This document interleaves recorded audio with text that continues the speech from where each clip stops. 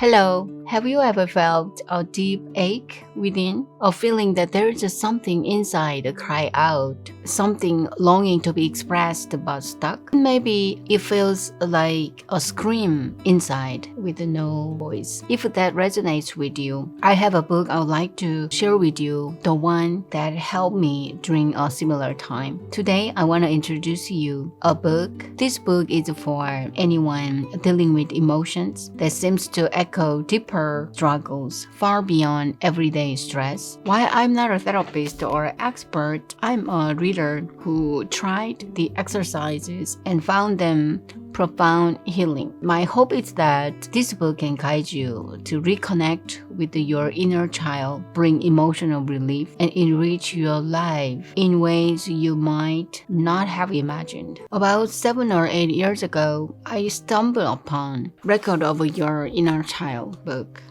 during a tough chapter of my life. And I was overwhelmed emotionally and physically and unsure how to move forward. And at that time, journaling had been my outlet, a way to pour my thoughts and emotions. While journaling provided some relief, it felt like there was something deeper that needed attention. And that's when I started reading this book and more importantly began practicing its hands-on exercises. So through those exercises, I learned to go beyond surface level emotions and connecting with a part of myself I had not fully understood before. It was a transformative journey of self-discovery and healing. What is the inner child? Inner child represents the part of you that carries your earliest feelings, memories, and experiences. It's where your natural creativity, curiosity, and emotions resides, but it can also hold pain, unmet needs, and unresolved wound from childhood. Why meeting your inner child is essential? Connecting with your inner child is a very powerful step toward healing emotional wounds from the past. When you embrace your inner child, you're not just addressing all the feelings, you're opening door to a fuller and more connected life. For me, the exercise in Recovery of Your Inner Child were the key to that door. This book, Recovery of Your Inner Child, has been highly praised with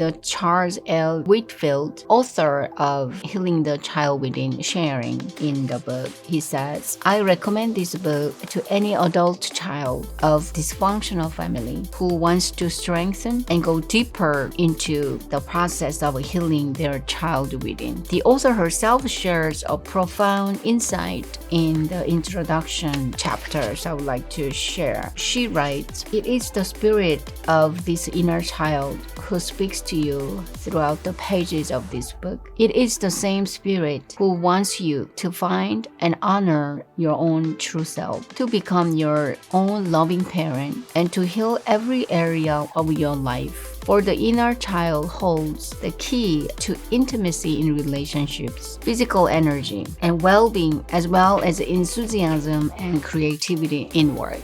An active and healthy inner child is one of the best preventions for burnout and disease. It's the source of humor, play, and rejuvenation, the spice of life. When the inner child is allowed to dwell in your heart, it can lead you to a wellspring of infinite wisdom and joy. So in this book, it says that one of the unique aspects of this book is a focus on writing and drawing with your non-dominant hands to access the right hemisphere of the brain, which holds emotional memories and instincts. So each hemisphere of the human brain controls the opposite side of the body, right? Non-dominant hand directly access the right brain functions. This phenomenon holds true for both right-handers and left-handers. This hand expresses feelings much more directly and with greater force. It also taps into a deeper level of instinct and emotional memory, which are so important for healing the inner child. When we write the dialogues between child, non-dominant hand, and the adult or inner parent or dominant hand, we seems to be conversing between two hemispheres of the brain. And I would like to introduce you one of the exercises in this book. The first is dialogue between both hands, left hand or right hand, or dominant hand and non-dominant hand. And it is from page 40 and 41. So first, one of the writing techniques you will be using most frequently is dialoguing with both hands. So first, ask questions with your dominant hand, the one normally you write with. And then your inner child will respond through the non-dominant hand, the one you usually do not use for writing. And you will notice the style of dominant hand writing and non-dominant hand writings are visually quite different from that of the non-dominant hand.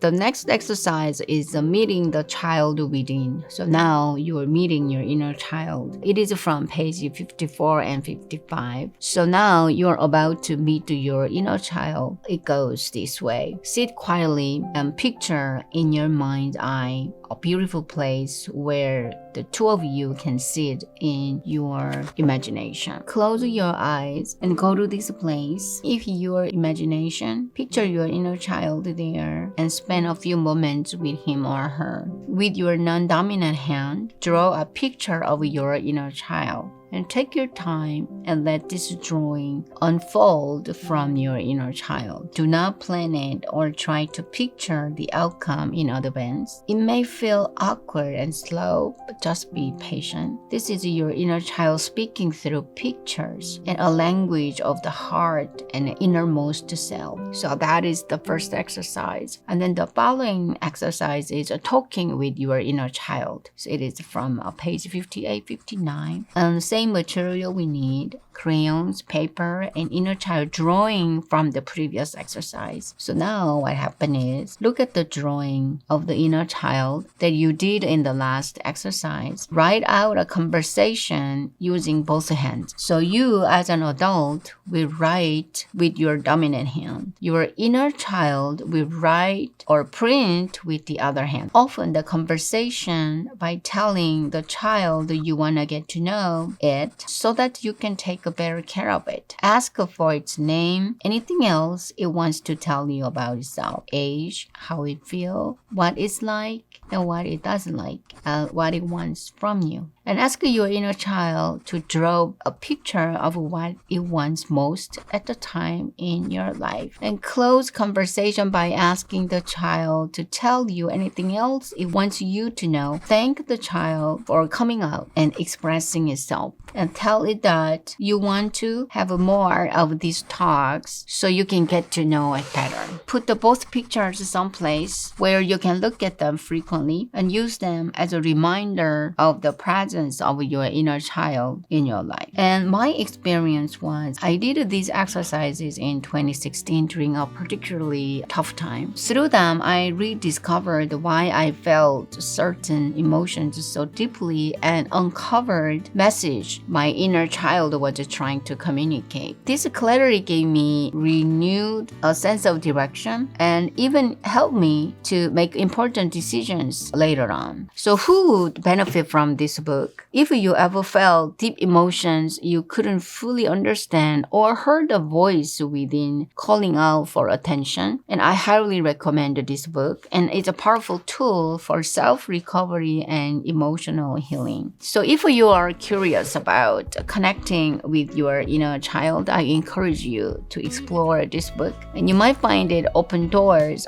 for understanding, healing, and even joy that you didn't know were waiting for you. By journaling and drawing and exploring our inner selves, I hope we can all lead a happier and more fulfilling lives. Have you ever worked on to connecting your inner child before? Then I would love to hear your thoughts and experiences in the comments below. And thank you for watching, and I will look forward to seeing you in the next video. Bye.